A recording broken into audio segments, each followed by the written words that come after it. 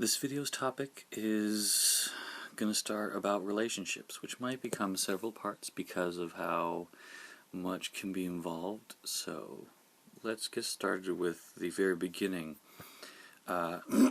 Introducing and regular conversation, saying hello. I can only speak for me, but it's hard to know what to say when meeting someone, for me at least, because there's so many different kinds of people. There's so many ways you could say hello. There are pickup lines, there are compliments, there are questions, there are offers, there's just so much. When anything's possible, and any one could make or break a moment, it's hard to know to choose from that. And so, a lot of times it just won't happen for me. If it's in person, that is. In person is very difficult.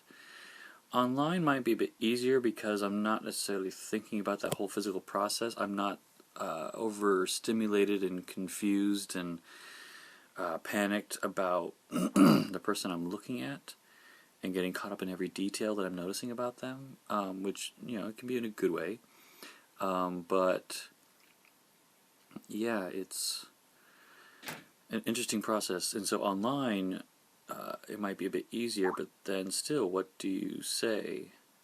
Because there's still so many things you could say, and it's hard to not sound scripted, but for people like me, in order to get through such moments, I need a script. Because otherwise, it's just going to be a big mess. And given that this isn't really scripted, so it's feeling kind of unstructured, but when it comes to that first introduction to someone, it kind of has to be scripted in some way or prepared, because otherwise it just almost just doesn't work. Yeah, and yes, I know that it's probably one of the biggest difficulties is in many relationships, but also with people like me, or for me, or people like me, that communication is something that's difficult, but it is still the most important part of a relationship. You might not know what to say, but it's important for that person that you're getting to know to be aware of how you function, what difficulties you have. It can be a very difficult process to go through it, and it's taken a lot of time for me to be able to do that.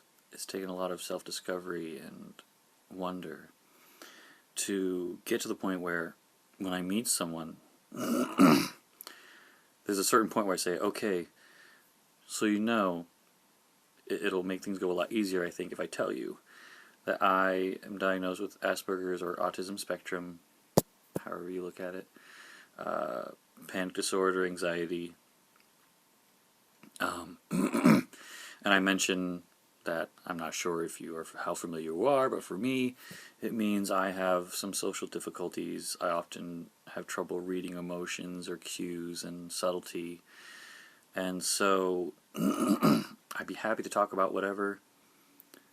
Feel free to be upfront and direct with me, because otherwise it's possible I might miss it, what you're trying to say, and I am more likely to take what you say straightforward and logical and literal,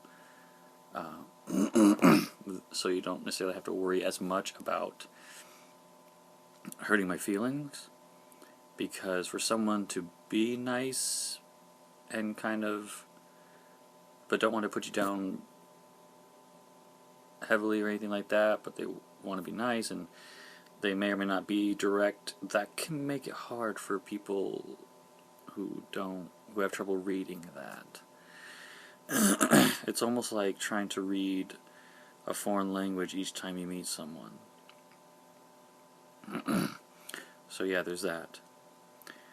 And so as long as you communicate, like, here is how I function, and so I'd be happy to answer any questions, get to know me. I definitely want to get to know you. I just have trouble knowing where to start just because there's so much. There's just so much to learn about people. And so, yeah, forgive me, just going through the process.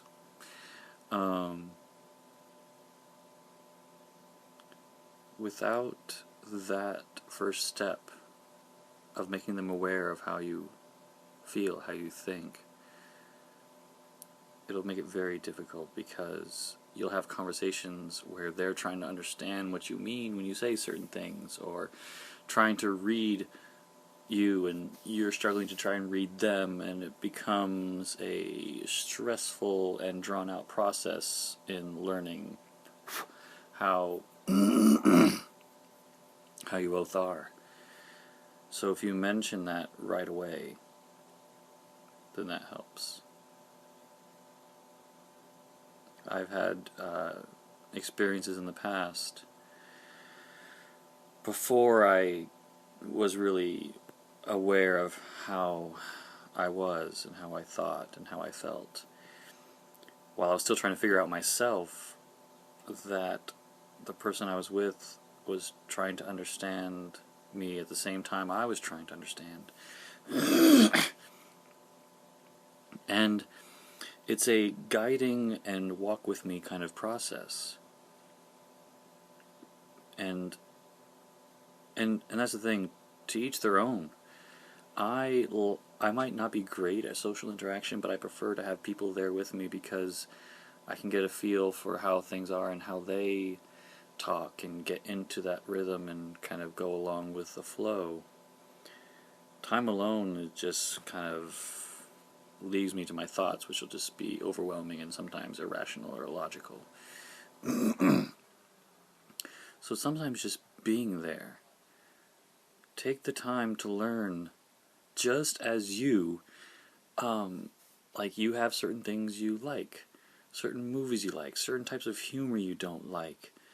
Just as you want to be understood and acknowledged, so does that other person. No matter what condition they have, they want to be understood, and if they're having a difficulty, they want you to see them.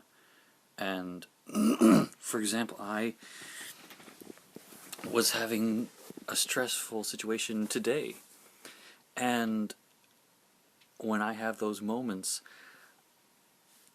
in order for me to not get into a panic state and kind of emotionally just break down, I kind of have to like just keep quiet and contained. But